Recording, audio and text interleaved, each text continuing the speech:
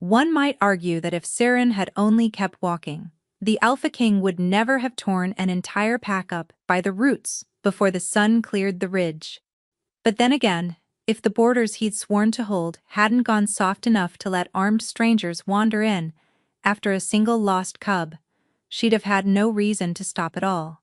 So, really, if you follow the thread all the way to the bottom, the whole upheaval, every loaded wagon, every cold hearth left smoking behind them, every packmate who spat her name into the frost by dawn, was his fault, all of it. Not that a single soul in Duskwater would have believed her if she'd climbed on a stump and said so. Saren ran the cold edge of the territory, the long gray seam of forest that nobody else wanted. It suited her. Out there were no ranks to mind and no eyes to feel on the back of her neck. Only the trees and the wind and the honest work of reading the ground. She was a scout, third tier, and likely to stay there, an orphan. The pack had raised on its leftovers and never quite decided to keep. What she had that the others didn't was a nose. Where a good tracker could follow a trail, Saren could taste the truth of it. Fear gone sour in a footprint, a lie curdling under a friendly word. It had made her useful. It had never once made her liked. It was the gray hour before dusk when she caught the wrongness on the air. She had smelled every honest thing this forest could offer 1,000 times. Pine sap, wet stone, the musk of deer bedding down for the night. This was none of them, iron and oiled leather. And underneath it the thin sharp reek of men who had been walking hard and meant no good by it. And threaded through all of that, so small she nearly lost it, was something that stopped her heart between beats. A cub, frightened out of its small mind. She was moving before she had decided to. Down the deer path, quiet as her own shadow, until the trees opened onto the old firebreak and she saw it, a scrap of a thing, gray and mud-caked, wedged into the roots of a fallen pine, with its ears flat and its milk teeth bared at 4 grown men. Not pack. She knew every scent in Duskwater, and none of these belonged. Their faces were wrapped to the eyes. One carried a noose pole, the kind you used on animals you did not want to have to touch. "That's a long way to come," Saren said, stepping out of the trees. For one half-starved pup. Every head turned. She counted the blades without seeming to. 3, 4, the pole. She counted her own odds and did not much care for the sum. "Walk on, girl," said the nearest. "This is none of yours. It's on Duskwater ground. That makes it entirely mine." She kept her voice easy while her nose did the real work, pulling their scent apart thread by thread. Hired men frightened themselves under the swagger. And beneath all of it, faint as an old bruise, something she almost knew and could not place, a scent that had no business out here at the ragged edge of the world at all. Who sends 4 armed men after a cub and tells them to cover their faces? Honest work doesn't mind being seen. The noose pole shifted. Last time. "Move." The cub made a sound then. Not a growl, a small broken whimper, the noise of something that had already learned the world meant to hurt it, and whatever careful things Saren had been holding on to. Simply let go. She stepped in front of it. "Then you'll go through me," she said, and drew. The first came fast, certain that size would end it. She let him believe so. She stepped inside the pole's reach, caught his wrist, and used his own weight to fold him past her into the pine trunk. Something in his shoulder gave with a wet pop, and the pole clattered away into the leaves. The second was smarter, circling for her flank. She kept the fallen tree at her back, and the cub between her heels and made herself the only door they could come through. A blade opened a hot line across her forearm. She barely felt it. She had bled before. What she could not do was cover 4 directions at once, and the men had stopped underestimating her, and the cold arithmetic of it was closing in on her from 3 sides. A horn split the dusk. Not a scout's horn. Deeper, older, a sound that went straight down the spine and pulled the wolf in every wolf to attention. The strangers heard it and everything changed. The one she had downed scrambled up, cradling his arm. a whistle, sharp and disciplined, and they broke, not scattering, like frightened poachers, but peeling away clean, and together, the way trained men retreat. In 3 breaths, the firebreak was empty. But for Seren the cub and the drum of hooves coming up the slope, she should have knelt. Later, she would understand exactly how much she should have knelt. The rider came out of the trees on a horse, the color of storm cloud, and even wrung out and bleeding. Seren felt the shape of him land on her like a change in the weather, the pull of a true alpha, the kind that made her own wolf want to lower its head, and made the rest of her want to bare her teeth. He was young for it, dark-haired, plainly dressed, no crown, no guard that she could see. Only a stillness that filled the clearing to its edges. His eyes went to the blood on her arm, to the blades in the dirt, to the small, filthy cub shivering against her boot. "You're hurt?" he said. "I'm fine." She was still breathing hard. "You're late, whoever you are." 4 men, faces covered, hunting a cub on your ground, and not one of your border wolves within a mile of them. Somebody ought to be ashamed of that, and it isn't me. Something flickered at the corner of his mouth. Not quite a smile. "No," he agreed. "It isn't you, so tell your captain, or your lord, or whoever it is you answer to, that the border's rotten through." They came in easy. They knew where they were going. She jerked her chin at the tree line. "That's not poaching. That's a road someone left open on purpose." The stranger swung down from the horse. He crouched, slow, and looked at the cub. Truly looked, the way you would read a page, and the cub, which had snapped at 4 grown men, went utterly still and let him. When he rose, his face had changed. The easy stillness was still there, but under it Seren caught on the turning air the thing his voice was hiding. Fear, cold and controlled and absolutely certain. This man was afraid, and not of the 4 who had run. "What's your name?" he asked. "Seren, Scout, 3rd tier. And yours?" He held her eyes a moment longer than was comfortable. Then he lifted his head toward the ridge, where a 2nd and 3rd rider had appeared against the failing light, and when he spoke it was not to her at all. "Wake the hollow," he said, "all of it. Every hearth, every wagon, every wolf that can walk." His voice never rose and somehow filled the whole clearing. "We move tonight. I want the pack across the river, and behind the falls, before the sun touches that ridge." The riders did not move. One of them made a sound of pure disbelief. "Your Majesty, Your Majesty." The words went through Seren like cold water. She looked again at the plain dark clothes, the missing crown, the young hard face, and understood with sinking horror exactly whose border she had just called rotten to his face. "Before sunrise," the Alpha King said, and now he was looking at her again, at her and the cub both. That buried fear held so carefully behind his eyes. "Every last one of us." And Seren, bleeding in the dirt with a stranger's pup at her feet, opened her mouth to ask the only question that mattered, "Why?" and found that she already dreaded the answer. By midnight, the hollow was dying. That was how it felt, at least, to stand in the middle of it, the only home Seren had ever known, coming apart, board by board in the dark. Torches streamed between the dens. Wagons groaned under bedding and grain and squalling infants. Somewhere a loom that had stood in the same corner for 40 years was being levered onto its side by wolves too winded to curse. Nobody had been told why. That was the part that turned fear to anger fastest, and Alpha, they mostly trusted, had walked out of the dusk and given an order that made no sense. And the only thread anyone could find to pull led straight back to a 3rd-tier scout with a cub under her arm and a knife wound she would not let anyone look at. "They're saying it's your fault," Cade told her. Because Cade was 19 and had not yet learned that some things did not need saying. He was hauling her pack for her, loyal as a burr. "They're saying you started something at the border and now the whole pack is paying for it.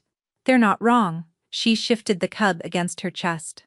It had refused, flatly, and with teeth, to be set down, and after the 3rd attempt she had stopped trying. It smelled of pine and terror and, faintly, of her own blood where it had pressed to her arm. "Where's Bryn?" "Counting." Of course she was. Bryn counted things the way other people breathed. Wagons, waterskins, the exact number of ways a night could go wrong. She fell into step beside them, out of the dark, lean and dry-eyed, and already talking. 41 dens struck in 4 hours, Bryn said. Nobody's done that since the war, and they had a war for a reason. What's ours? She looked at Saren, then at the cub, then at the blood, and her mouth thinned. What did you do? Stopped 4 men from taking a pup. Even to her own ears, it sounded thin against the scale of what was heaving itself apart all around them. That's all.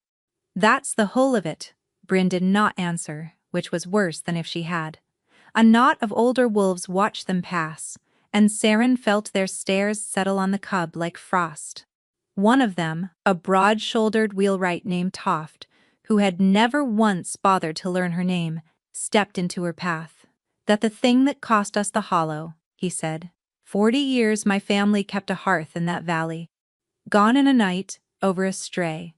You'd have done better to leave to the dark." Saren met his eyes and said nothing, because there was nothing to say that would not make it worse, and because a small, disloyal part of her wondered whether he was right. Then the cub pressed its cold nose into the hollow of her throat, trusting her completely, and the wondering shamed her. Whatever this had cost, she would not have walked past that whimper. She knew that about herself, the way she knew her own scent. It was the one thing she was certain of all that long night. They saw to her wound in the back of a moving wagon by torchlight, a healer's apprentice with cold hands and colder eyes, who stitched the forearm without a single gentle word and left. She had spent her whole life being not quite kept. The orphan tolerated for her nose, and she knew the exact temperature of a pack that had decided you were trouble. It was dropping by the hour. She wanted badly to believe that the blame was the whole of what she feared. She could not quite manage it. Because there was a colder question underneath, one she could not put down any more easily than the cub. She had drawn steel on strangers and called the king's own border rotten to the king's own face. And a king who let a scout do that and walk off unmarked was a king inviting the next insult and the one after. He would have to answer it. The only question left was how. She thought of the fear she had smelled beneath his stillness, and she could not make it fit with anything good. Kings did not run from poachers. Kings did not empty a valley. They had held for generations because one scout raised a knife at 4 hired men. Something enormous was moving under the surface of the night, and the only creature who seemed to feel the true shape of it was the shivering scrap of gray, asleep against her chest. Twice she tried to hand the cub to a healer, to a matron, to anyone with warm milk and a spare basket.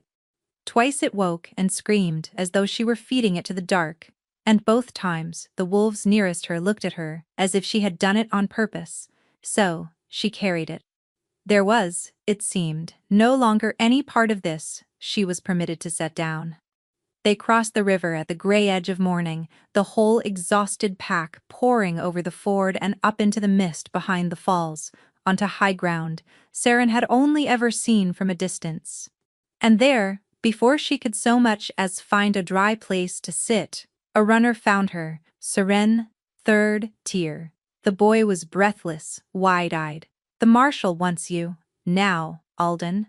Of every wolf in Duskwater, Alden was the one whose disappointment she could not have borne. He had found her at 13, half wild and stealing, and instead of driving her off, he had put a tracking knife in her hand and told her that a good nose was worth more than good blood, and no one had said a kinder thing to her in the years since. If Alden had heard what she had done, and Alden heard everything, then it was already over. She found him at the mouth of a newly cut command tent, gray-faced in the dawn, and he looked at her, the way you look at someone you have already begun to grieve. "Tell me they have it wrong," Alden said quietly. "Tell me you did not draw steel at the border and put your hands on something that belongs to the crown." He did not wait for her answer. His eyes had already moved past her, to the cub against her chest, and whatever he saw there drained the last of the color from his face. Gods, Saren. Do you have the first idea what you're carrying? Before she could ask what he meant, the flap of the tent behind him swept aside, and it was not a guard come to take her away. It was the king. The king filled the tent the way weather fills a valley. In the clearing at dusk, plainly dressed and alone, Saren had somehow still managed to argue with him, here, with the gray morning at his back, and the whole weight of the crown settled onto his shoulders again. She understood that she had been arguing with a man who had been letting her. He looked at her, and then at Alden, and then, longest of all, at the cub. "Marshal," he said, "you've told her, I hope, what she did last night. Your Majesty, forgive her."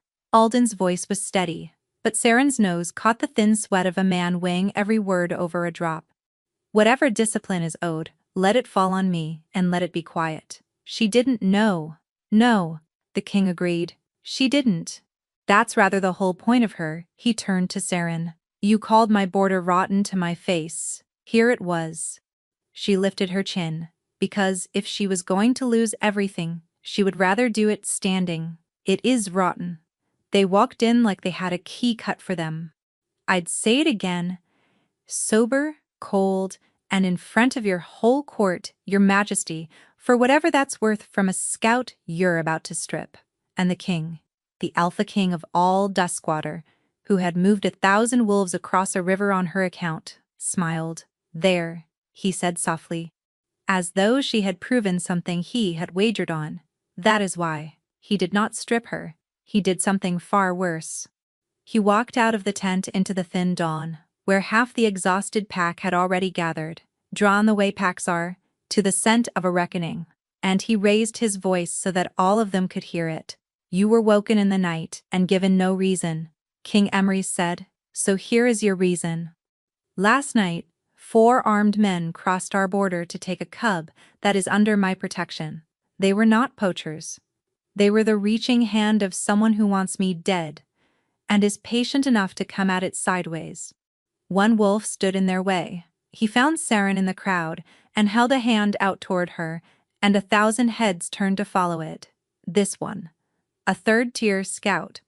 "She bled for a stray that half of you would have stepped over, and in the doing of it, she showed me exactly how far the rot in our own house has spread. You do not have her to blame for tonight. You have her to thank that it came now, while we could still choose it, and not in a month at knife point when we could not." Silence. The enormous silence of a great many wolves, rearranging everything they thought they had known. Saren felt the change move through the crowd, like a tide turning, the stares that had been frost an hour ago going uncertain, then curious, then worst of all, hungry. She could smell the calculation kindling in 100 minds at once. She had wanted her whole life to matter to these people. She understood, standing there, that she had never once wanted it like this. "From this morning," the king went on, "the cub is a ward of the crown, and the scout who kept it breathing keeps it still, at my side, under my hand, answerable to me and to no one else." His eyes came back to Saren, and only she was near enough to see that the warmth in them was a garment he had put on that morning, like a cloak. "You've just become the most watched wolf in my pack." The crowd broke. Not in anger now, but into a churn of astonishment and calculation, and in the middle of it, Saren stood rooted, the cup a small, warm knot against her heart, and understood that she had been handed something shaped like a rescue that had closed around her wrist like a shackle. She could not refuse it without shaming him before the whole pack. She could not accept it without becoming his, visible, watched, kept. He cornered her later, alone, in the half-raised dark of his own tent. Once Alden had bowed himself reluctantly out. "Why?" she said. "Not a question so much as a demand. And don't tell me it's the cub. You don't move a pack for a cub. You don't lift a nobody 3 tiers for a cub. There's a reason, under the reason, and I'll smell it if you lie to me. So save us both the trouble."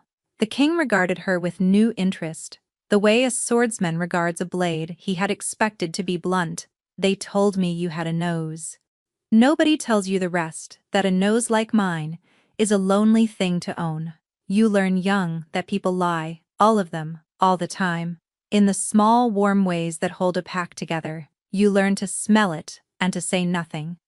So don't imagine you're the first to try charming a scent past me, Your Majesty. You're only the best dressed. She stepped closer and did the thing she was good at, the thing that had made her useful and unloved in equal measure. She breathed him in and read what his face refused to give up. Under the crown and the calm and the practiced warmth, that sane cold fear from the clearing, and now, threaded all through it, something worse, grief. Old and carefully buried, and nowhere near healed. You're afraid, she said slowly. You've been afraid this whole time. Whatever that cub is, it frightens you, more than 4 men with knives ever could. She watched him decline to deny it. So tell me, Your Majesty, what is it exactly that I'm carrying? For one moment, she thought he might actually tell her. Then the cub, warm and half asleep against her chest, lifted its small head, fixed its eyes on the far corner of the tent where the shadows pooled thickest, and began, very softly, to growl. Siren had learned, over 100 cold nights on the border, the difference between a cub, startled by its own shadow, and a cub that has caught the scent of a predator. This was the second kind. She was moving before the king could speak, setting the little gray body down behind the heavy camp chest where the canvas met the ground. The cub let her this once, and drawing the knife she had not been asked to surrender. "Stay," she told Emrys, which was almost certainly treason, and slipped out through the back seam of the tent into the dark. The new camp still smelled of raw-cut wood and exhaustion, of 1,000 wolves sleeping where they had dropped.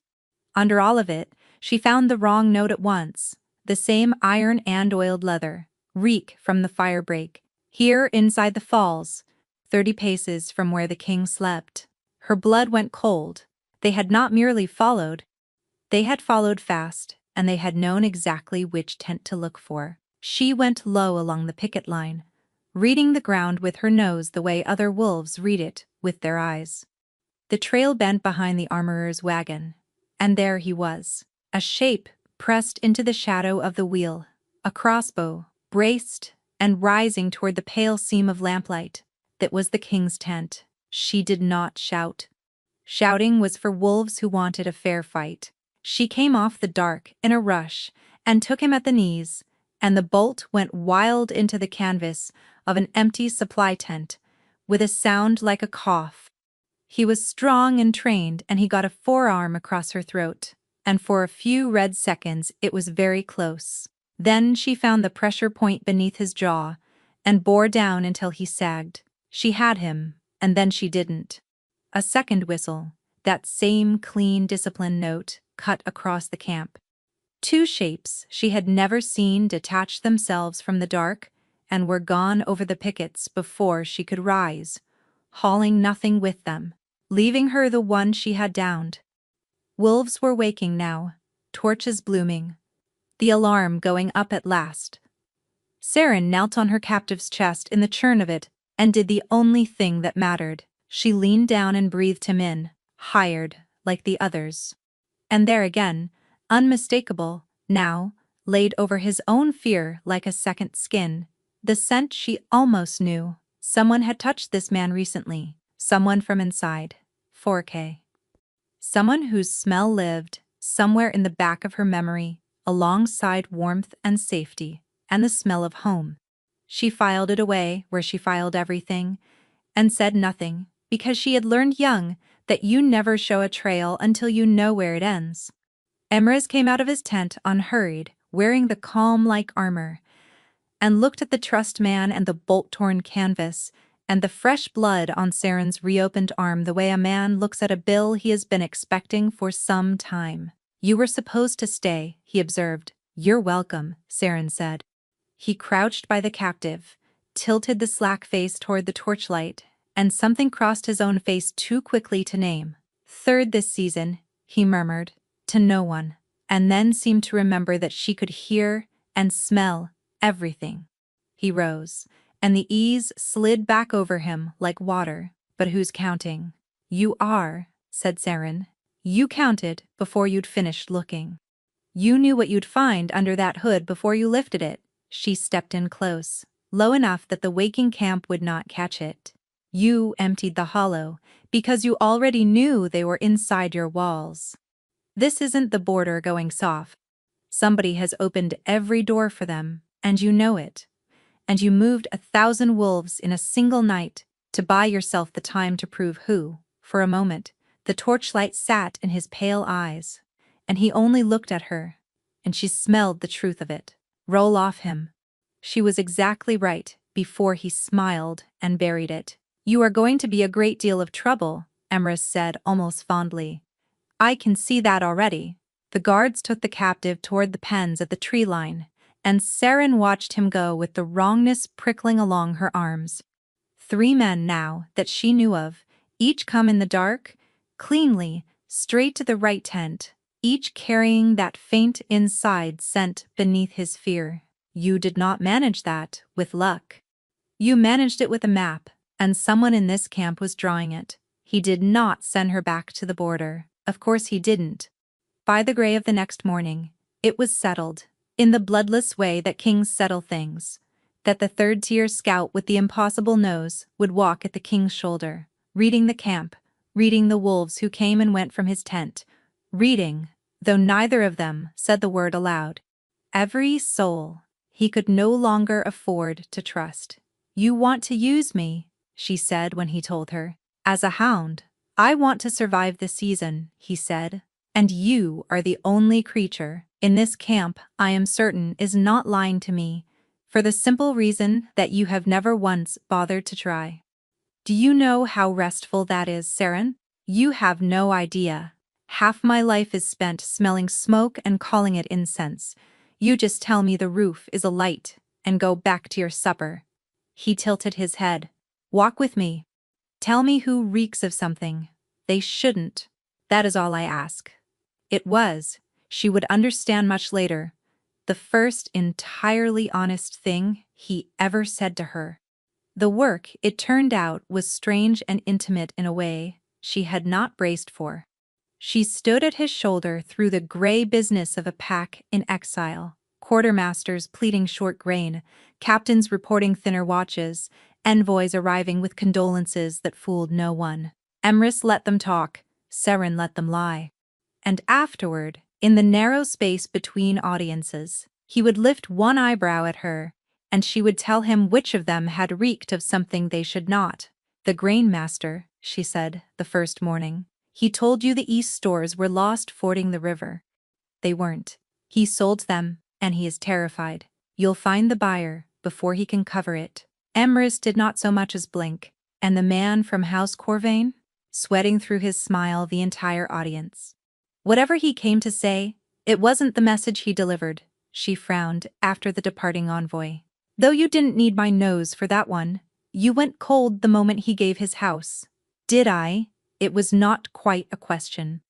The king watched the Corvain man go with a still, cold attention that did not match his easy face at all. House Corvain sent 9 gifts to my coronation, he said lightly. A very generous house. A very patient one. And then he turned the subject so smoothly that she did not notice, for 3 topics afterward, that he had never once answered her. That was the shape of him, she was learning. He would give her everything except the single thing she had actually asked for. She began to keep 2 lists. One was of the wolves, whose scent did not match their words. The other, shorter and far more troubling, was of the questions the king would not let her finish, and so she walked with him. Over those first strange days, as she learned the shape of his shoulder beside hers, and the rhythm of a king's endless small audiences, she followed the one trail that mattered, that faint familiar scent, the one that lived beside the word home, back and back through the camp. From the captive to a handful of quiet meetings, to the cluster of tents at the very heart of the pack's power.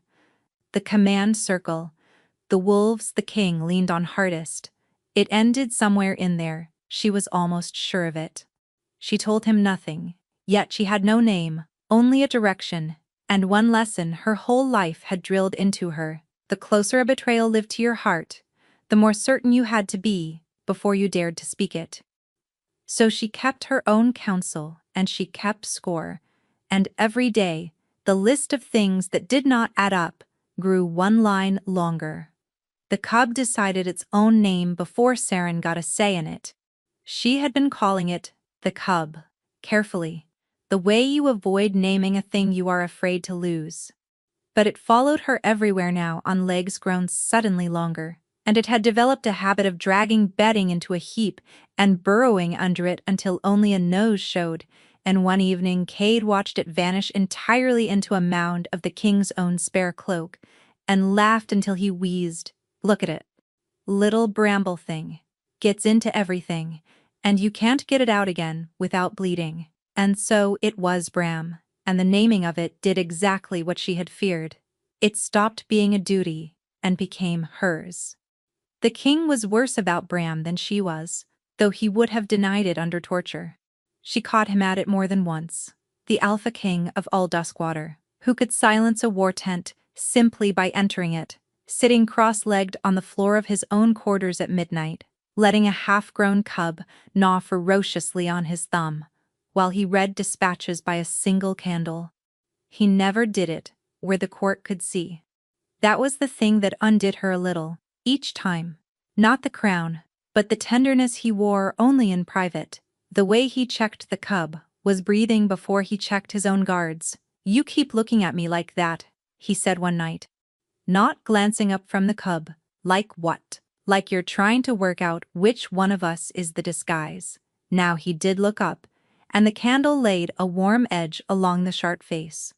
"It's both, Saren. That's the answer you keep circling. The king is real, and the man is real, and I have spent a decade learning to wear whichever one keeps the pack alive. You're the first person in years who seems to mind which is which."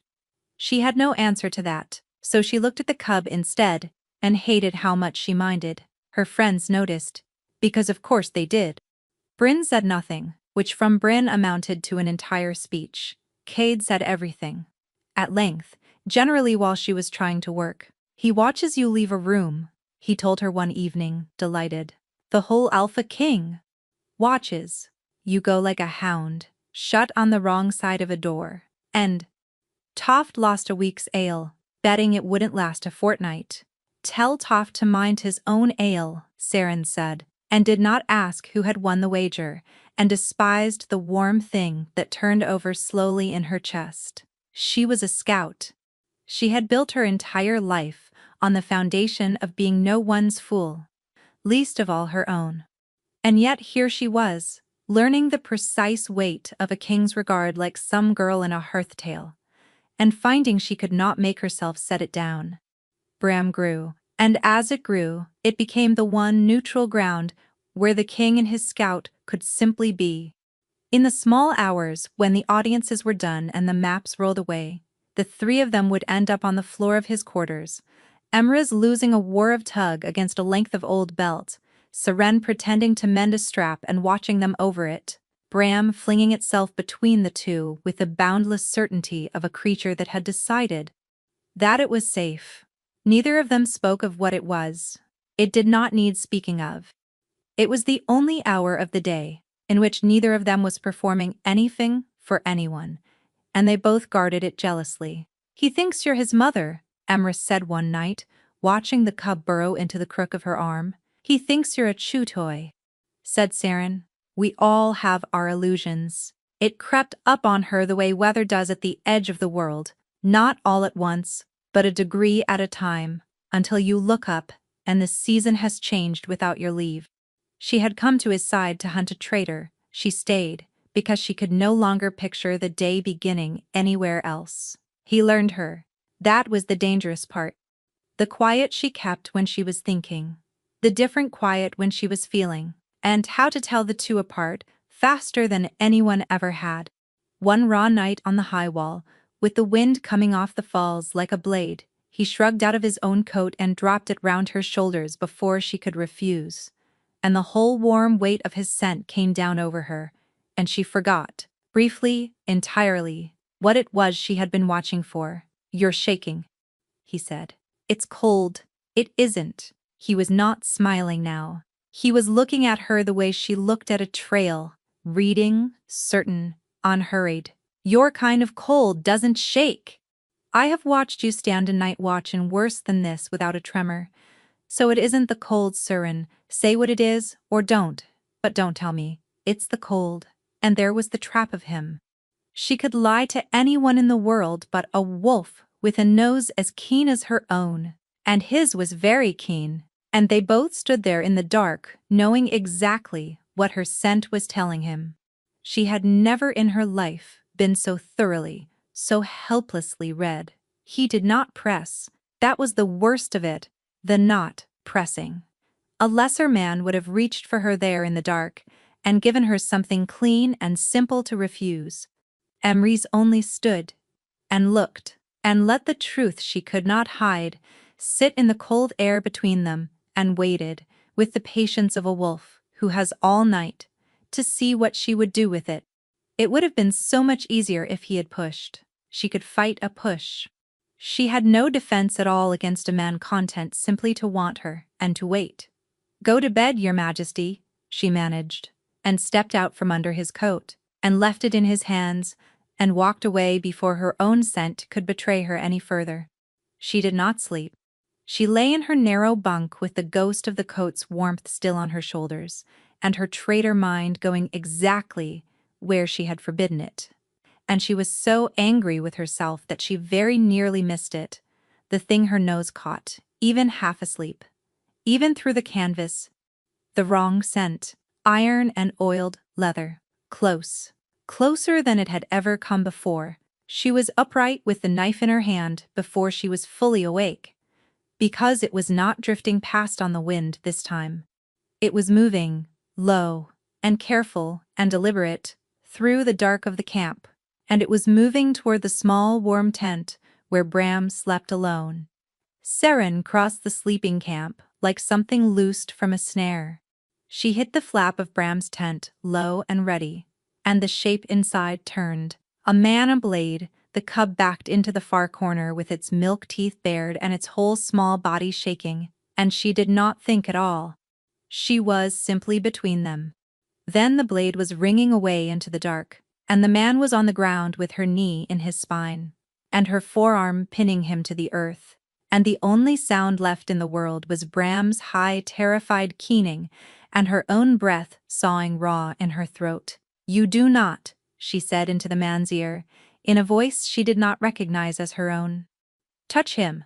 The man bucked once beneath her, hard, a trained wolf's practice throw, and very nearly made it, and then Seren's own snarl tore out of her, low and ancient, and nothing like any sound she had ever made before, and something in him simply gave up. She had not known it was in her. She had guarded pack and post and border for years out of duty, out of the clean, cold logic of the work. This was not that. This was the first time in her whole life she had put her body between the world and something that was hers, and the ferocity of it frightened her nearly as much as it frightened him. By the time the guards reached her, she had the intruder trussed and half senseless, and she was shaking harder than the cub. She gathered Bram up against her chest, and the little thing burrowed into her throat and clung, claws and all, and would not be pried loose, and she found she did not want to pry it loose. It had come to her out of the dark, this creature, the way she had once come to Alden, small and wild, and certain of nothing, except that the world meant to hurt it. And something in her had decided, without ever asking her leave, that it would not be hurt while she still drew breath. Emrys arrived at a dead run. No crown, no calm, no mask at all. Only a man who had heard which tent the alarm had gone up from, and had not stopped to armor himself against the answer. He took in the guards, the captive, the cub, Seren, and the breath went out of him all at once. "He's not hurt," Seren said quickly. "Bram isn't hurt. I got there. You got there." He said it as though the words themselves were holding him upright. He crossed to her and laid one hand very gently on the cub's small, heaving back, and she watched him feel it, breathe, and she watched something come apart in his face that he never let anyone see. "You got there," he said again, softer. "Gods, Saren. You are always there." And that was the thing that finally did it. Not the danger, not the long, slow weeks, but the sight of him with his defenses simply gone, one hand on her frightened cub, and his eyes wet and unhidden in the torchlight. She had spent her whole life smelling for the lie beneath the warmth. She drew in the air between them, out of habit, out of old armor, and found nothing. No performance, no angle. Only fear for the cub, and flooding relief. And under it aimed square at her, plain and helpless and utterly without artifice. A want so honest, it stopped her heart. She had been wanted for her nose. Never once had she been the thing a man wanted, openly, helplessly, for no cause but herself, and meant it. Later, the cub asleep at last in a nest of the king's own cloaks, the captive hauled away, the camp gone quiet around them. He walked her back through the dark toward her bunk, and neither of them pretended that was where she was going. She had turned men down before without a flicker. It was, if anything, a thing she was known for. The scout you could not flatter, could not soften, could not talk out of a no. She waited for that familiar refusal to rise in her now, cold and automatic, and found in its place only the memory of his face over the cub, wet and open, without a single wall left standing. Some walls, it seemed, only ever came down from the inside. She had spent the whole night watching his come down. She was appalled to discover how badly she wanted to let hers follow. "Tell me to go," he said at the seam of his own tent. "Lo, say the word, and I will walk you to your door like a gentleman. And never speak of it again. I mean that. But if you stay, I'll know if you lie to me," she said. "You understand that. I'll smell it. There is no charming your way past what I can do. So if you say one false thing to me now, then smell this," Emrys said, and stepped into her, close enough that his scent rolled over her like a rising tide. And she read it, read all of it, the wanting and the fear of the wanting and the nodding hope. And there was not one false note anywhere in the whole of him. She fisted her hand in his collar and pulled him down. What came after was not a scheme, and not a strategy, and not a single one of the careful things Saren had spent her life bracing for.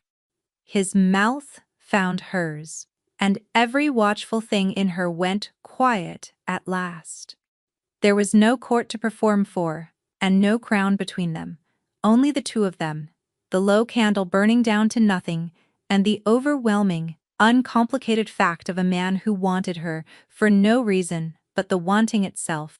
And, heaven forgive her, she wanted him too, fiercely, and without a single condition. For the first time in her life, she let a door she had always kept barred swing open, and stepped through it, and did not once look back. He said her name like it was the answer to a question he had been carrying a long time, and she heard the crown fall entirely out of his voice when he said it. No king anywhere in the sound, only a man, undone, saying Saren into the dark as though it were the last word he had left. She had spent her life reading people for what they were hiding. She had never once been read this way in return, gently and completely, as though there were nothing in her worth hiding from. It should have frightened her more than any blade ever had. Instead, she drew him closer and let herself be seen. For once in her life, she did not smell for the lie. There was none to find. She let herself believe it.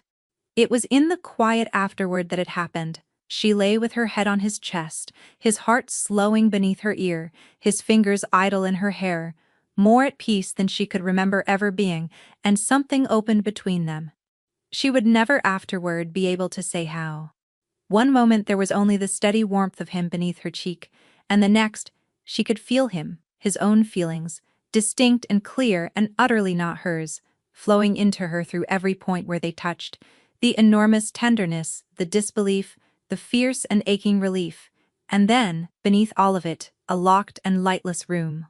Guilt, old, and vast, and carefully walled off, a thing he was keeping from her even now, even here, with his bared heart beating under her hand. Saren went very still, Emrys felt her feel it.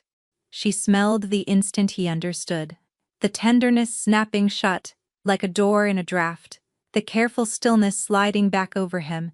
His hand went quiet in her hair. "Saren," he said, and his voice had changed. Gone gentle in the wrong way. The way a man's voice goes when he has something to tell you, and has just decided, all over again, not to. "What is it?" she said to the dark, to his heartbeat, to the locked room she had felt as plainly as her own. "What are you still hiding from me?" He did not answer her. That was the whole of it, in the end. She had asked the Alpha King of all Duskwater what he was hiding, there in the dark with his heart still loud beneath her hand. And the man who had an answer for everything, who could talk a hostile court into eating from his palm, said nothing at all. His hand stayed quiet in her hair. His scent stayed shut. And after a long moment, he pressed his mouth to her temple, gentle and final, and murmured that it was late, and that she should sleep, and that some weights were his to carry and not hers. She let it go.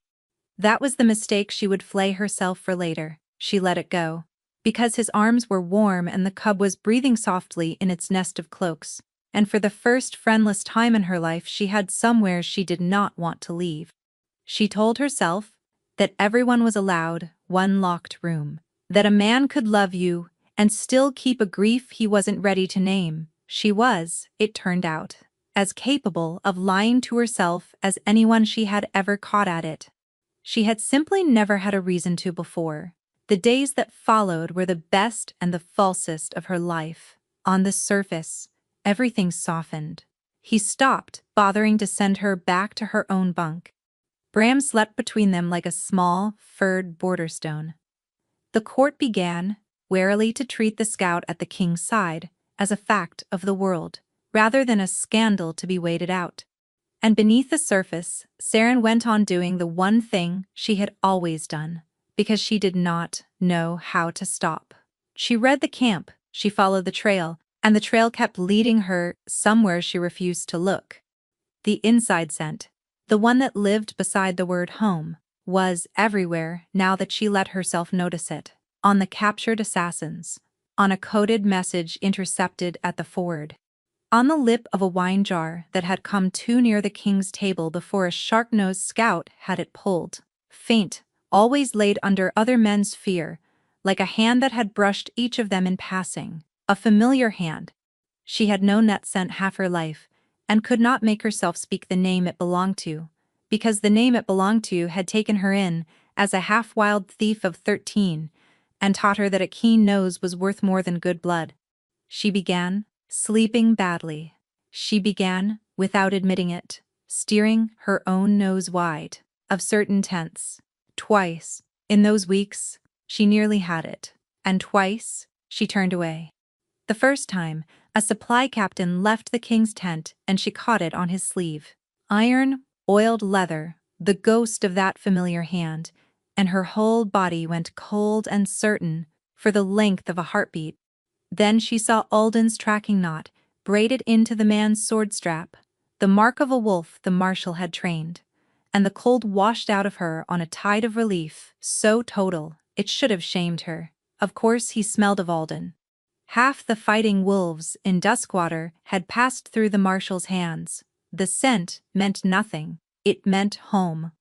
The second time it was Emrys, gray-faced over the captured assassins at the pens, not hearing her come, and she smelled the whole of him unguarded. Fear, grief, and beneath them a grim, gathering resolve.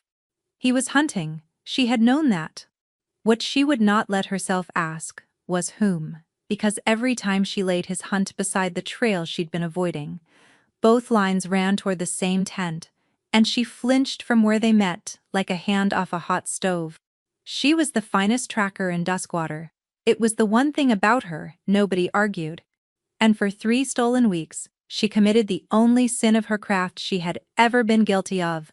She followed a trail to its very end, saw the shape of the door standing there, and turned around because she could not yet bear to learn what waited on the other side. It broke on a moonless night, 3 weeks after the lesser houses threw a ball to court a king. they weren't sure would survive the season, she woke to a cold place beside her where Emerus should have been. Bram was awake too, ears up, fixed on the tent flap, with the same attention that had saved them all once already. Saren was dressed and moving before she had decided to be. His scent was fresh, and it led her, not toward the pickets, not toward any danger she could name, but down through the sleeping command circle to the one tent in the whole camp her own nose had spent a week avoiding Alden's tent. The Marshalls and Alden was 3 days' ride away, gone to treat with the very houses whose loyalty the season had made uncertain. The flap was not tied. She stepped through it, and there he was.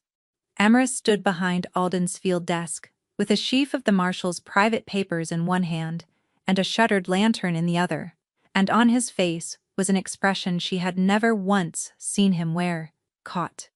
The man who always had the next word ready did not have it now. "Saren," he said, very carefully. Very quietly, "this is not what it looks like." "Then tell me what it looks like," she said, the words coming out thin and unsteady. "Because from here it looks like the King of Duskwater breaking into the tent of the man who raised me in the dark, while he's away and can't answer for himself." He set the papers down. He did it slowly, the way you set down a weapon, to show your hands. "I've been investigating him," Emerus said. "Alden, your Marshal." The words would not resolve into meaning. They were only sounds. She could not make mean anything. "Embezzlement," he went on, gentle and terrible, in the smooth, careful voice he used on frightened councilmen, the one he had not used on her in weeks, and was using on her now. The short supplies, the watches worn thin, the contradictory orders that grind your scouts to the bone, all of it deliberate, all of it draining the strength of my pack coin and blood into the coffers of House Corvain. And the men who have tried 3 times to kill me have carried his money and his maps." He met her eyes and did not look away. "The scent you keep finding and won't name. Saren, I know you found it. It's his. It has been his all along." Everything beneath her feet simply fell away. "No," she said. "No, not him. You've mistaken it. Alden would never." She broke off, because beneath the frantic drumbeat of "not Alden, never Alden," something cold and patient had already begun, without her permission, to fit itself together. The scent that lived beside the word home. Of course it lived beside home. It belonged to the man who had been the nearest thing to home she had ever had. "Say I'm wrong," she whispered. "Emerus. Say I'm wrong." For a long moment, he only held her eyes, and the denial she was pleading for never came. She pressed the heels of her hands to her eyes. And then the second blow landed, because she was already at the bottom, and her scout's mind, the one that never stopped working even when she begged it to, had reached the question underneath. "The cub," she said, into her own hands. "You keep saying he's under your protection. You moved 1,000 wolves for him. Why? What is Bram to you?" "The truth, all of it." Now, Emerus was quiet so long she thought he wouldn't answer. When he did, his voice had gone to nothing. "My sister's son." Saren lowered her hands. "Marin," he said, and the name came out of him like something torn loose. "My sister. She married into a border house against the council's wishes, and half a year ago she and her husband died on a dry road when a good strap broke on a good harness. An accident. Everyone agreed it was an accident. I agreed because I was a coward and grief was easier than the alternative." His jaw worked. Her boy was fostered out under another name, for safety at the coldest edge of the world. A seam of border forest nobody else wanted, run by a plain third-tier scout. He looked at the cub in the crook of her arm, and the locked room stood open at last. And all of it was grief. They came to finish it. "Saren, the strangers you fought weren't hunting a stray. They were hunting the last living claim, standing between House Corvain's puppet and my throne. You put your body between 4 killers and my sister's only son, and you never even knew his name." She should have felt only the enormity of it. Instead, the oldest, meanest voice in her found the single thread that would hurt the most, and pulled. "That's why," she said slowly. "That's why a nobody scout got lifted 3 tiers and moved to the king's own side, not the cub. Not my nose, Alden's ward, his best scout, the one wolf in this pack who could get near him without raising his guard. You needed someone inside his trust, and a border girl stood between your nephew and a blade and handed you the door." She watched his face. "Say I'm wrong about that too, Saren, say it." "It started that way," his voice cracked. "I won't lie, you'd smell it, and I'm done lying to you regardless.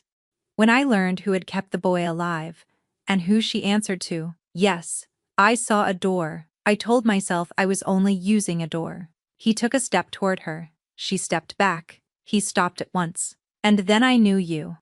And it stopped being a door a very long time ago. Everything after the second week was true. The wall, the coat, the cub, don't. The word tore out of her. "Don't you dare offer me which parts were real. You held my gaze for weeks. You let me fling myself between you and a drawn blade. You let me share your bed. And through the whole of it, you never once thought me worth the single truth that would have told me who I actually was." Her own words from the clearing came back to her. Mortifying. The border's rotten. Someone left a road open on purpose. Alden's resentments? Alden's phrasing. For years she had spoken the man's grievances as though they were her own, and never once caught that they had never belonged to her. The understanding arrived like cold water. "You could have told me," she said. "You knew I was no part of it. Why not me, Emrys?" When he answered, it was almost too low to catch. "Because I was certain you wouldn't believe me." "Not against him. I couldn't picture you ever doubting the one wolf you'd sooner have died than doubt." A pause. "And I had that much right, didn't I?" It landed like a slap. "Because it was not wrong." So she stepped around it. To the older hurt beneath, the one that had been waiting under everything since she was a child. "It doesn't matter what it became," she said. "Men like you don't keep women like me for anything but use. I told you as much the first night. And you said nothing, and let me go on thinking I'd misjudged it." She turned for the flap. "Good night, Your Majesty," and she turned and left him there alone. She got 10 paces into the cold before a voice stopped her. "Saran, Alden." Standing at the mouth of the command circle as though he had been carved there, waiting, 3 days' ride, away home a full day early, and no horn had rung for his return. Some distant scout-trained corner of her noted that, and filed it. The rest of her, gutted and blind with hurt, went to him the way she had gone to him at 13. "He used me," she got out. "Alden, it was all he never." "I know." His hands came down warm on her shoulders. "I know, child. I would have spared you this, if there'd been any way. I saw it coming from the first night, and could never find the words for it." His face was all sorrow. "And I fear it is worse than you know, that boy he keeps. The cub? Do you know what he means to do with it, once it's served him? A rival claim is only a danger while it breathes. He'll shelter the child until the houses bend the knee, and then that boy will have an accident of his own." He sighed, heavy with grief. "I've seen the orders, in his own hand. We must stop him before," and there it was. Because Saren's nose, even now, even drowning, did the one thing it had ever reliably done. Under Alden's sorrow, under his warm, familiar smell of leather and pipe smoke and home, laid over all of it, like a second skin, was the scent. Oiled leather. The hand that had touched every assassin, every poison jar, every dead man in the dark. It was not near Alden by chance. It was not on him by accident. It was him. It had always been him. The man who had made her, who had given a nameless orphan a place in the world, was lying to her face, and every word Emrys had spoken was true. She did not let it reach her face. She had learned that from a master, and the master stood in front of her now, with his hands on her shoulders. She let her eyes fill, that part was easy, and let her voice break, and said, "Then tell me what to do." Alden's grip tightened, and the sorrow in it sharpened, just slightly, into satisfaction. And Saren understood, with a calm that frightened her, that she had just become the most dangerous she had ever been in her life. The plan Alden gave her was clean, and cruel, and very nearly perfect. At dawn, the lesser houses would gather in the great pavilion to hear the king account for the season's blood. Alden could not accuse Emrys himself. A marshal, reaching for a king's throat, was a brazen grab for power, and every wolf in the tent would smell it. It had to come from someone they would believe. It had to come from the king's own scout. The plain, honest girl who had bled for him, stood at his side through the worst of it, and had every reason in the world to shield him. If she stood and said the king meant to murder a child for a crown, not one soul in that pavilion would doubt a word. "They'll believe you," Alden said, "because everyone can see that you love him." "Yes," said Saren, and let him think the tremor in her voice was fear. She had one night. She spent it not sleeping, but not the way she had before. She spent it thinking, like the scout Alden himself had made, turning his trap over until she found the seam in it. She had no proof a court could see, only a nose, and her word against the word of the man who commanded every blade in the camp. Name him plainly, and she was a hysterical girl, and he, the grieving marshal, and it was her quarters that would be searched, not his. She had to make the pavilion itself demand the one thing Alden could not survive, that his own tent be opened, while he stood too far from it to reach. Dawn came gray and enormous over the falls. The pavilion was full, the lesser lords in travel-worn finery, a cold-eyed envoy of House Corvain, seated too near the front, the king at the head, with his mask on so perfectly that only Saren, from the side, could see the exhaustion beneath it. Alden stood at her shoulder, a father's steadying hand at her back, positioning her. Brum. She had left with Bryn, on instructions that had made Bryn go pale and nod. "My lords," Alden began, when the room had stilled. "It grieves me past speaking to bring what this good scout has seen. Some truths cannot be kept for the keeping of them." He turned to her all sorrow, and opened a hand to the room. "Saren, tell their lordships what you learned of the king's intentions toward the child." Every face in the pavilion turned to her. She looked at Emrys, just for a breath. "Forgive me," she said to him, without a single word. "I ought to have trusted you from the very start. Give me the chance and I'll spend a long while earning it back." She watched him brace to be buried by the one wolf he'd let past his guard. Then she turned to the lesser houses, and she spoke. "I learn that the child is King Emrys's nephew," she said. "The son of his murdered sister, and the last honest claim in a realm House Corvain has spent a year quietly buying." The room snapped taut as a drawn bow. Beside her she felt Alden go rigid. "I learned that the supplies bled from this pack, the watches worn thin, the assassins in the dark, every coin of it drawn by a single hand. And I have spent half a year with the finest nose in Duskwater, learning the exact smell of that hand." She turned, at last, and looked up into the face of the man who had raised her. "It's yours, Alden. It has always been yours." The pavilion erupted.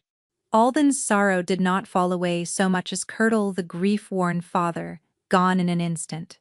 Something cold and cornered left behind it. "She's distraught," he said over the din, and his voice was still so steady that two of the lords wavered. "The king has broken her heart and filled her head. Search her quarters and you'll find his lies, dressed as—" "Search yours," Saren said. The room went quiet. "He is a full day's ride from where he claims his loyalty took him, and no horn rang for his return, because he came back in the dark to set this. Search the marshal's tent, now, while he stands here and cannot reach it, and see whether you find a wronged pack's grievance, or a paymaster's ledger from House Corvain, and enough nightshade to drop an Alpha King." She did not raise her voice. She had learned that from Emrys. "A search costs an innocent man nothing." "Then it costs me nothing," said the Corvain envoy, smoothly rising. "Too quickly, and the whole pavilion turned to see how quickly. That was when Alden ran. Not for the door. He ran for the one thing that could still turn, the morning, for the flap behind the dais, where Bryn stood, white-faced, with a cub in her arms, and the knife was out of his sleeve and into his hand, between one stride and the next. He would take the child hostage, or worse, and dare the room to move. But putting a wolf on the ground was the one thing in all the world Saren never had to think about. She was moving before he was, because she had spent the whole night expecting exactly this. You did not train a scout for 20 years and then forget she could read you. She took him from the side as his knife arm came up, caught the wrist she had watched her whole life, and used the old man's own weight against him, folding him down and around and hard onto the pavilion stone, his knee, his shoulder. The knife spun away across the floor. She dropped her weight onto his spine and pinned the blade arm high until the knife slipped from his fingers, and she put her mouth close to his ear, in front of the lords and the king and all the world. "You made me what I am, Alden," she said quietly. "You should have been more careful what you built." Then the guards had him.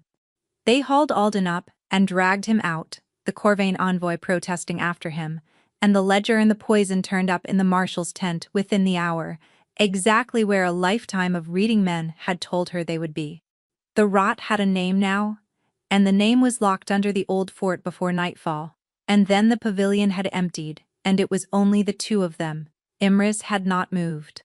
He was looking at her, the way he had looked at the cub that first night in the clearing, as though he could not quite believe the thing before him was real. "You saved all of it," he said. "Even now, after everything you still—" "I came here to bring down a traitor," Saren said. Flat, level, nothing more than that. The light in his face dimmed. "Saren, what's between us is real. You felt it. I know you felt it. Whether it's real changed nothing." She was already turning for the door, because if she stayed a moment longer she would come apart, and she had come apart enough for one morning. "I stood for you out of plain duty, and because the man who raised me had turned traitor. Do not mistake a shred of it for forgiveness. You made a tool of me, Emrys." She halted at the flap and kept her back to him, because she had not the strength to do otherwise. "I'm glad you'll live. You'll be the king these wolves deserve. But whatever we were, I cannot find the road back to trusting it. And I won't lie and tell you that I ever will." And she walked out into the dawn. For half a year, Duskwater healed, and its king courted a woman who would not have him. Saren did not become his queen. She became a thing she had wanted longer and admitted to less. Warden of the Deep Border, with a command of her own, and 40 scouts who would follow her into the dark. And to the astonishment of a pack that had once stepped over her, she became very good at it. The rot Alden had worked into the guard across 20 years was cut out clean. The king did that. And the pack began, grudgingly and then not grudgingly at all, to love him for it. He had grown into the crown at last. He had also spent the whole of those 6 months trying to win her back. First it was flowers, a month in. She rode in off a border sweep to find the entire warden's yard buried in them, her own scouts, grinning like fools, waiting to see what she'd do. "The infirmary," she said, "and the temple," and rode past. He tried the war table next. She sat across from him twice a week now, and he'd catch her eye, and something hopeful and unguarded would surface in his face before he could school it away, and she would drop her gaze back to the troop counts until he found some reason to linger by the door. "Warden!" A word? She always walked out. The letters were worse than the flowers. Several arrived every week, always his own hand, and never a scribe's, some a single line and some running for pages, some not about her at all, a posting, a grain dispute, as though her plain opinion were still worth something to him. She told herself she didn't read them. She read every one. "I have spelled the word sorry so many ways the ink has begun to resent me." One read, "It is far too small a thing for what I broke. It is also the only one I own, so I mean to go on sending it." And another, low on a page she had promised herself she'd leave unread. I never wanted you near me because you were useful. I want you near me because none of it means a thing if you aren't there to see it. Bram thrived, grown fat and fearless and ferociously hers. And by the one unbending law of the realm, the boy spent his days at the warden's side, while his royal uncle came to her door each evening, hat in hand. It was the single hour she could not make herself refuse. She told herself it was for Bram. Bryn and Cade had opinions, naturally. Good, Bryn said, early. Let him rot a while. You owe that man nothing. By the third month, their verdict had begun to soften. He settled the back pay himself, Cade said one evening. And how many letters is that now? 43, said Bryn, who had evidently been keeping a tally. By the fifth month, they'd abandoned subtlety entirely. Warden, Bryn said, with respect, go and speak to the man. You're wretched, he's wretched, and the lot of us are left standing about the yard, watching the two of you be wretched at one another. I was used, Saren said, and set down her pen. I'm not queuing up for a second turn of it. The border runs well, leave me to run it. And then, deep in the 6th month, one letter arrived, unlike all the rest. Saren, you were right, and you were owed far better than I gave you, and you've made your answer plain enough. I'll honor it. No more of these after tonight. Be well. E. She read it twice. It was precisely what she had spent 6 months demanding. She could not understand why it landed in her chest like a stone down a well. He kept his word. No more flowers, no more letters. When they passed in the corridors, he inclined his head. Warden. Polite, never cold, but done. And night after night, the warm, patient thread, lodged beneath her ribs, the bond she had spent, half a year strangling shut, stayed exactly where it was, and would not fade. And she lay awake, furious at it, because this was what she had wanted, and it felt like grief. The knock came on a black morning in the 7th month. An hour before dawn, Bryn in the doorway, the particular gray color of someone bearing very bad news. Cade behind her, worse. It's the king, Bryn said. He's gone. Saren was up and moving before the choice had reached her. Gone, how taken? Not taken. Gone. Slipped his guard in the night. No horse missing, no word. Bryn swallowed. There was a last thread, Warden. One of Alden's captains, still loose in the lower valley, still loyal, still hunting the boy. Emery's knew we'd move the whole pack to run him to ground, knew it would mean another upheaval, another season of wolves torn from another home on his account. So he didn't tell us. He went alone, to end it himself, quietly. So none of us would have to pay for it again. He went alone, undefended, to put his own body between the pack and the thing that hunts us, the way she once had, in a clearing, over a cub, with 4 blades in the dark. Some things, it seemed, only ever ran one direction in a person. She had always known that about herself. She had simply never let herself know it about him. Warden, Cade said. Small. What do we do? And Saren, who had spent half a year keeping the bond smothered so it could not reach him, so it might wither and let her go, pressed her hand flat to her own chest, over the thread she had tried so hard to kill, and opened it.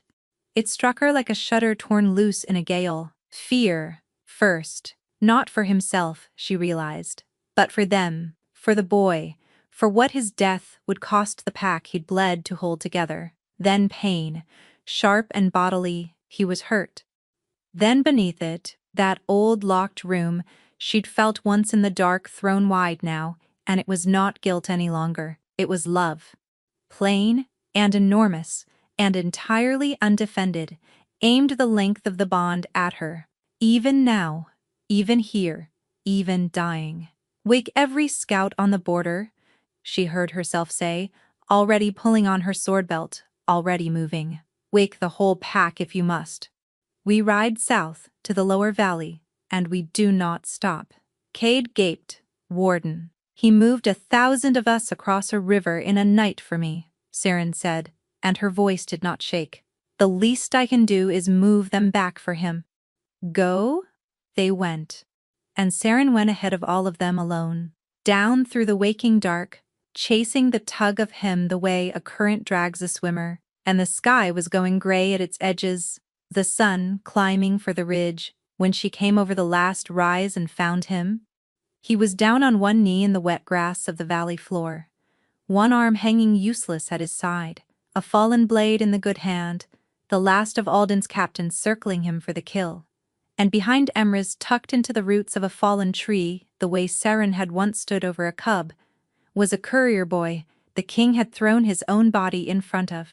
Even now, even here, undefended, outmatched, bleeding, and still, he had made himself the only door the blade could come through.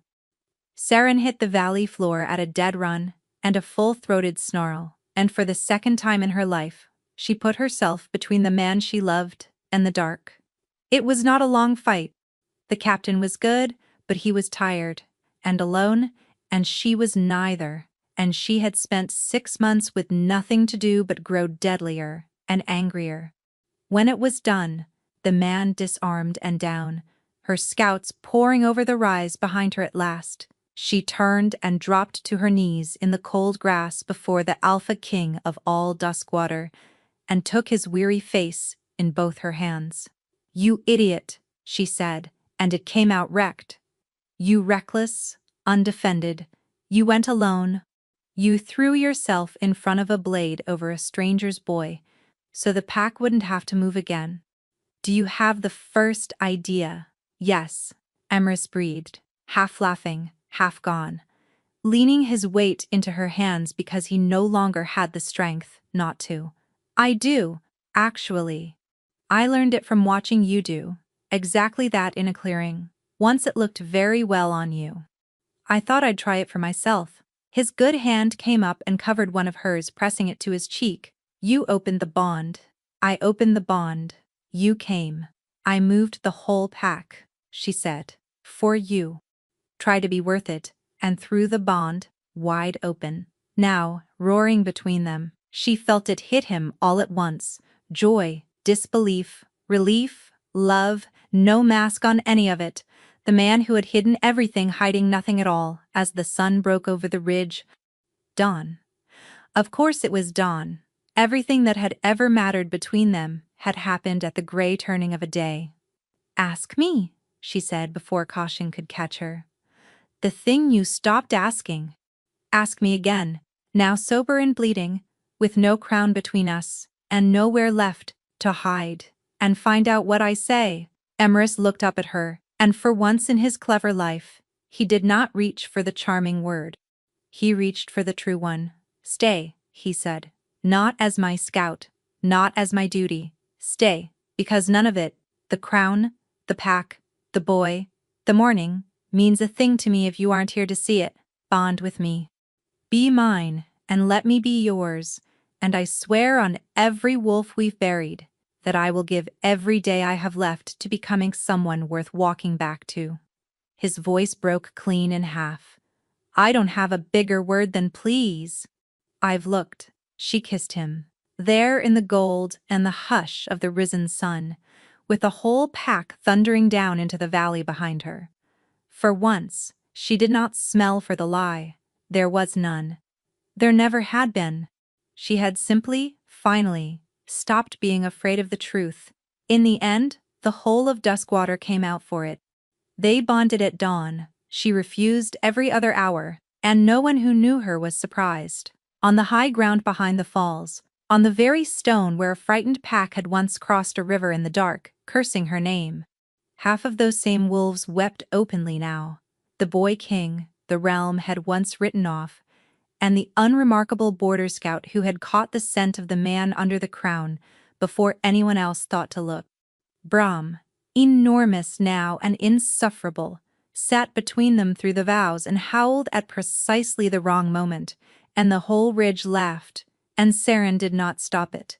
Emrys wept during the binding. She had known he would.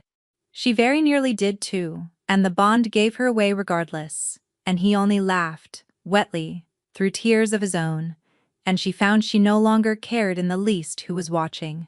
"You're bound to me now," he murmured once the binding was sealed, forehead to hers, the risen sun warm on both their faces. "There's no unmaking it. Why would I ever want to unmake it?" said Saren.